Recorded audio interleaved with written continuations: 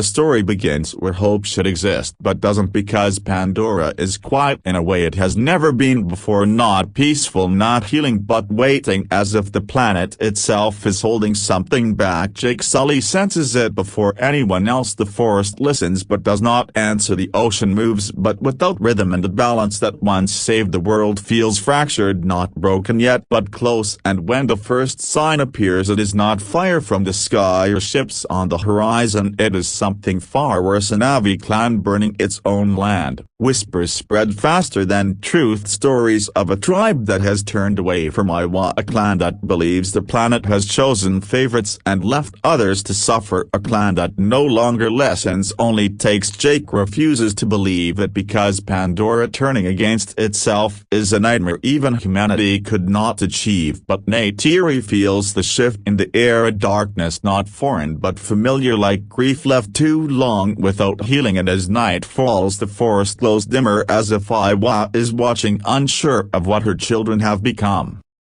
The first encounter is brief, violent and confusing. A Na'vi warrior attacks without warning, eyes cold, movements precise, and when captured he speaks words that cut deeper than blades. Pandora lied, Eywa failed, and humanity is no longer the enemy, because the real war is for the future of the Na'vi themselves. Jake realizes then that this is not an invasion, it is a civil fracture, and the most dangerous enemy is the one who knows your world as well as you do. As tension rises, the humans return quietly, not with armies but with alliances, watching, waiting, letting the Na'vi tear at each other from within. Quaritch's legacy lives on, not in a body but in an idea. Division is more effective than domination, and the new threat does not come from the sky, it rises from the ashes of faith lost. Entire clans begin choosing power over balance, fire over harmony, believing that Eywa's silence is permission.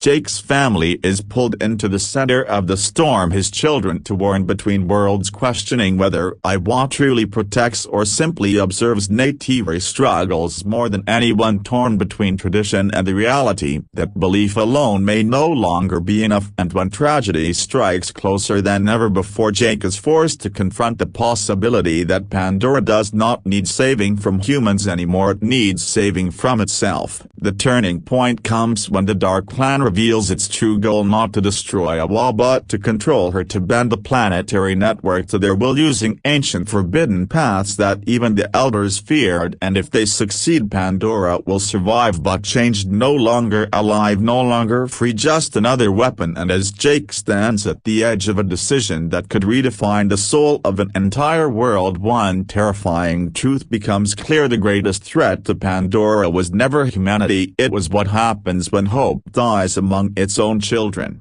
The fracture becomes visible to everyone when the sky itself reacts. Storms form without warning, lightning strikes sacred ground, and the songs of the forest fall out of rhythm, as if Eywa is no longer speaking with one voice. The Dark Clan steps out of the shadows, no longer hiding its intentions. Warriors marked with ash and fire symbols stand unafraid, declaring that Pandora has grown weak because it chose balance over dominance. And for the first time in Na'vi history, words are used as weapons sharper than arrows. Jake tries to negotiate, knowing that war between the Na'vi would be irreversible, but the new leader listens only to power, revealing that they have learned how to sever parts of Eywa's network, isolating regions of the planet, cutting clans off from memory, from guidance from each other. And in those dead zones, fear replaces connection, loyalty collapses, and survival becomes individual, not collective. The humans observe from a distance, supplying knowledge instead of guns, because this time they don't need to fight. Pandora is doing the work for them.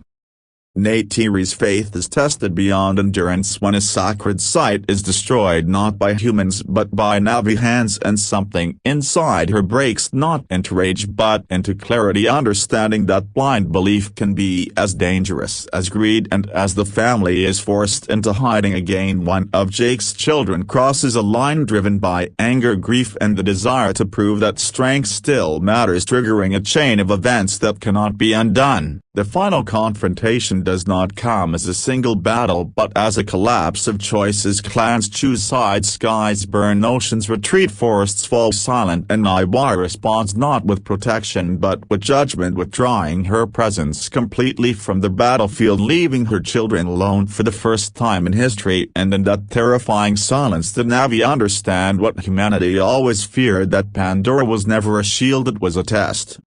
Jake stands between two futures, one where Pandora survives as a controlled weapon ruled by fear and power, and another where it may die but free, and the cost of that choice is unbearable, requiring a sacrifice that cannot be reversed, a bond that must be severed forever as the planet convulses and the Dark Clan realizes too late that control without connection is emptiness. The story ends not with victory but awakening. The war stops not because it is won but because there is nothing left to fight for. Eywa returns changed, quieter, more distant, and the Na'vi emerge into a new age where faith must be earned, not assumed. Jake's family survives but is forever altered. Leaders are no longer chosen by destiny but by responsibility, and Pandora stands scarred but alive, watching its children with cautious hope, because the greatest lesson was finally learned. The enemy was never the sky people, it was the fear of losing power over each other, and the future remains uncertain, darker but honest, and for the first time truly free.